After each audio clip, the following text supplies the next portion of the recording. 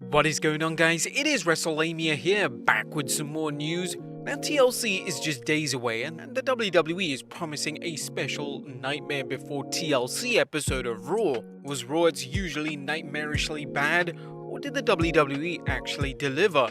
Well, join us now as we look at the 14th December edition of the Red Brand and look at the wildest wrestling news stories and rumors you need to know, including the reason behind Lana being out of TLC, Vince killed tag team wrestling, his wrestling return plans, and much more. Be sure to subscribe and hit that notification bell for daily wrestling videos and follow us on Facebook for exclusive lists. Oh, and check out Incredible if you can. As always, we won't waste your time recapping the matches, but we will take a look at the good, the bad, and the downright ugly of last night's show. As always, we start off with the good as number 1, Miz's Merry Christmas story.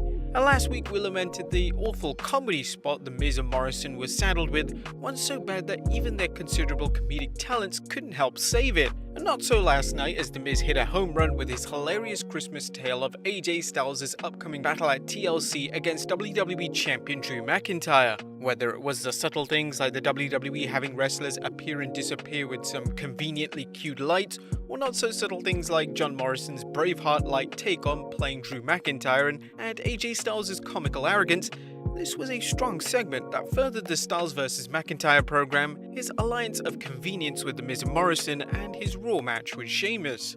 This was a good example of how a non-wrestling opening segment can actually deliver. Should the WWE do something like this every week? Well, no, they really shouldn't, but when they do, it can change things up and build interest for the rest of the show. Number 2, a fatal finisher. While it can be argued that Retribution is circling the drain, there's no denying that the group is physically imposing, whether it's the group's face mask or their impressive physique. Mace stands out as the group's monster, with the big man standing 6'6" and having a look that he could rip an opponent's head off. As such, it makes sense for Mace to have a badass looking finisher that incorporates his size and power, a hybrid F5 side slam. The only thing missing from the move is a screen caption that reads, "Fatality." That was my Mortal Kombat impression. Number 3, Bray meets Bro. Matt Riddle is high on life, literally, which makes his mega mellow character amusing in various backstage segments. Last night's interaction with Bray Wyatt was fun as it showed Riddle's laid-back attitude, which keeps him from fearing Bray Wyatt, instead wanting to share his own ideas on how to make the Firefly Funhouse even better with bronouns. Now, the segment wasn't spectacular, but it was funny and it showcased 2 very different characters, an odd couple if there ever was one. We specifically liked the line, "Hey bro, no it's Bray." And was Riddle so high that he was getting a carrot signed? Number 4, a fiery finish. Randy Orton's quest to destroy Bray Wyatt may seem over the top, but it's actually been well written as it plays on the duo's past history and Randy's efforts to deal with Bray Wyatt's unholy alter ego, The Fiend. So far, the story has shown Orton trying to take out Wyatt, apparently under the impression that the same tactics that defeated Wyatt before will work. As Orton found out last week, that's easier said than done. This week, Orton tried ending Wyatt for good, locking him in a trunk and setting it ablaze, much as he did with the Wyatt compound years back. Oh, and also The Undertaker, which didn't work. The Fiend's emergence from the flames shows that Orton has no idea what he's dealing with, but as fans know, there is no end to the lengths Orton will go to win. This should make for an interesting encounter at TLC as fans wait to see if Orton can somehow pull off a win over Wyatt. Not bloody likely though. But that was the good. What about the bad is number 1, wrecking the Russian. The WWE did do a good job building up Lana further as a competent wrestler, finally, with the gutsy underdog scoring a win over Nia Jax, an opponent who has bullied her for months. However, the post-match beatdown on Lana seems incredibly short-sighted, as they have supposedly been building Lana up as a legitimate competitor over the last few months, with her slowly growing as a wrestler. This culminated in her earning a Women's Tag Team Championship match against Jax and Baszler at TLC, with the obvious payoff being her and tag partner Asuka winning the belts. Now, the decision might not make any sense here, but we'll explain what will occur. Number 2, the useless bodyguard. There are bodyguards like AJ Styles, Big Man Almost, enforcers who make sure their charge is kept safe, while also lending some outside interference as needed. Then there are bodyguards like Jackson Riker, Elias's new henchman who claims he's joined the Drifter to keep people from interrupting him. The former Forgotten Son is already off to a bad start in his new role as R-Truth interrupted Elias while Jackson proved as useless as a screen door on a submarine. The fact WWE can book almost so effectively while booking Jackson in his new role as utterly useless is a lesson in how the WWE's writers have no sense of consistency throughout the show. Number 3. Super Fiend. Now, The Fiend is a great character and one of the best things to come out of WWE in years. However, the WWE continues to paint the character into a corner by portraying him as indestructible and giving Bray Wyatt a get-out-of-jail-free card with his ability to turn into the Fiend whenever trouble strikes. This is a clever concept in the short run, but if Wyatt can avoid predicaments so easily, there's no sense of danger for his character or any realistic way of defeating him except in matches where an opponent can be defeated without pinning them, such as a cage match. And number 4, Lee's latest loss. Keith Lee's handicap loss to The Miz and Morrison is further evidence that Vince McMahon has cooled off on the Limitless one.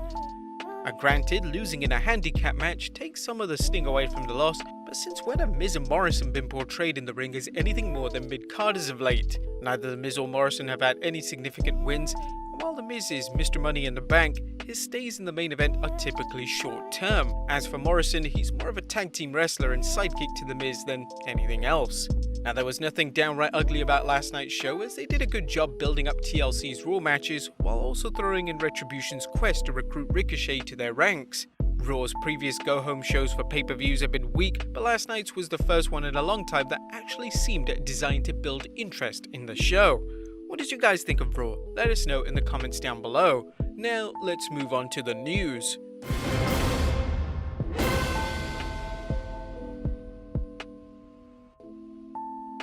Now, our first story looks at the real reason Lana has been pulled from TLC.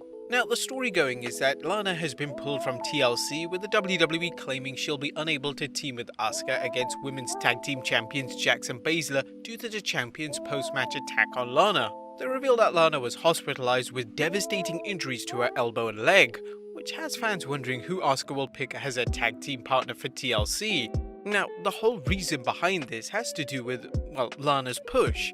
WWE is trying to present her as a fighting babyface, so even though they mentioned she'll be out of the match, she will still turn up at TLC some point towards the end of the match. Asuka is more than likely isn't going to have a replacement, but when she's beaten down, Lana will heroically come down to the ring and save her and somehow win the tag titles.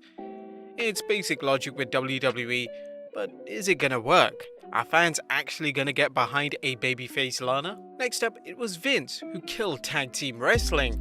Now, there are a number of topics Bret Hart has been discussing on his new podcast, Confessions of the Hitman, one of them being the dismal state of tag team wrestling in the WWE. The two-time WWE Hall of Famer compared the glory years of the 80s to today's product, explaining why Vince seems to have soured on tag team wrestling. Hart is well familiar with tag team wrestling, having spent his early years in the WWF alongside Jim the Anvil Neidhart as the Hart Foundation. The Hitman explained that different teams brought different scenarios to matches, whether it was a question of how a team would deal with the fast-paced style of a team like the fabulous Rougeau brothers or the power-based offense of Andre the Giant and Haku. Hart explained why tag team wrestling is no longer important in the WWE, and as you can imagine, it's due to one person's vision. He mentioned, "I think it's my understanding that Vince McMahon got sick of tag team wrestling and is no longer a fan of it. And that's so sad that he kinda single-handedly killed a part of the wrestling business that was so important." Do you think tag team wrestling is dead? Well, let us know in the comments down below. Next up, Vince McMahon's wrestling return. Vince McMahon's history as a WWE superstar has seen the WWE Kingpin participate in some brutal and bloody matches at an age when many wrestlers have retired. While Vinnie Mac's last official match was in 2012, where he battled CM Punk on Raw, Kevin Owens recently revealed to Inside the Ropes that there were plans for Vinnie Mac to step in the ring recently. Yeah, that feud with Vince was really cool. I wish it would have led to more, honestly, but who wouldn't feel that way? I think I could have. I think I almost did. I really think at one point there was a chance that it was going to be me and Sami Zayn against Shane and Vince at WrestleMania, which would have been incredible. But Vince, I remember one of the things he had told me was, I can't run WrestleMania and focus on a match at the same time. Would you guys like to have seen Vince return? Even though he's still in great shape, is it too much for him to step into the ring? Next up, where were Rey and Dominik? Rey and Dominik Mysterio have played a big role on SmackDown ever since being drafted to the Blue brand, so why weren't they on last week's show? Were they given the night off due to the holiday season? Well, not according to Ringside News' Steve Carrier, who tweeted, Fans have asked us about Rey and Dominik Mysterio because they weren't on SmackDown last week. We've been told they simply weren't booked. It wasn't an issue of them not being used in hanging out backstage or getting holiday time off. WWE just didn't book them. Guess that they have no plans for them right now, but maybe they'll have something towards the Rumble. And finally, Rusev teaches Lana her pin. And last but not least, Lana's big win over Nia Jax was quite the surprise, as Jax has been dominant in the ring of late. Nevertheless, Lana showed some real ring savvy by escaping a Samoan drop and taking out Jax, covering her for the pinfall victory. Following the match, Lana's real-life husband Miro tweeted, "I taught her this pin last night. We both won. Congrats, wife." A little too much detail? Well, I'll let you guys decide. Let us know in the comments down below of what you thought of Raw, as well as the wildest news stories. Be sure to subscribe if you haven't already, follow us on Facebook for exclusive lists, and I'll see you next time with some more wrestling content.